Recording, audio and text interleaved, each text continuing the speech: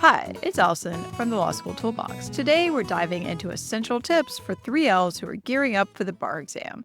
Well, next, let's talk about what students might want to know about the UBE versus the still lingering state-specific exams.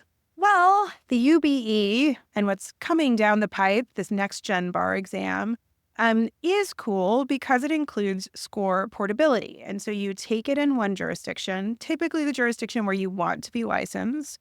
And then if you get a certain score, you can bounce around the country and get licensed in other states. Now, it is important to note that there are still requirements for each state. So you may have to do another moral character, you may have to pay a bunch of fees. There are going to still be loopholes that you need to do, but generally speaking, if you take the New York bar and you get a high enough score, you could also get licensed in Washington or Arizona or Texas or any other of these UBE jurisdictions. And there is a handy dandy chart on the National Conference of Bar Examiners website that does list out all of the states and all of the passing scores.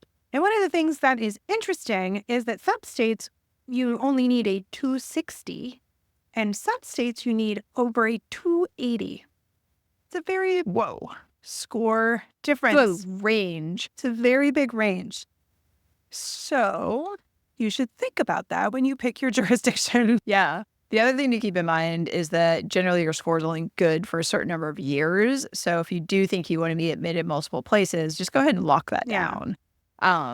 Sometimes if you practice for X number of years in a jurisdiction, like they'll let you transfer to a new one. But I would say if you know that, you want to be in two places and just go ahead and get that taken care of, I would just get licensed in both of them as soon as possible. Yeah. The other thing you may want to think about is if you are pursuing your career path where you just need a license, but you don't need a state-specific license, I think that's where looking at these different score thresholds around the country can be really wise. If you're somebody who perhaps is concerned about their ability to perform on this exam and you just need a bar license somewhere, I might choose a 260 jurisdiction to do that in and not a 280 jurisdiction because it's going to be a much easier bar to jump over. Now, again, that doesn't mean that you're not going to be a great lawyer. It's just that you need to be practical and make sure that, you're getting licensed where you need to be licensed. And the most important thing is that you may just need a license. So just go get a bar license somewhere.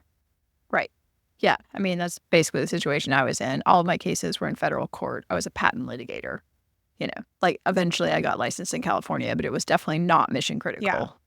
So you also want to think about, if you want to practice law in California, California does not have reciprocity. So you will have to get a bar license in California, whether you take what's called the attorney's exam 5 years after practicing. So if you think you might want to sit in California, just get it over with and just try and get that California license. Florida is still out there doing its own thing as well.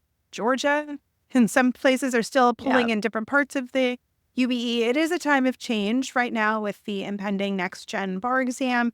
But you want to be kind of up on the news to see what the different state requirements are and pick the best state for you. Right. And as we mentioned, starting in 2026, some of these UBE states will start rolling on to the next gen. So that's another exciting thing to have on your radar. But not for right now. Well, thanks for watching that one and come back and check out our next question. And check out Bar Exam Toolbox if you want to reach out or learn more. Thanks for listening, and be sure to subscribe, like, and leave us a comment if you have any other questions you would like us to answer in future episodes.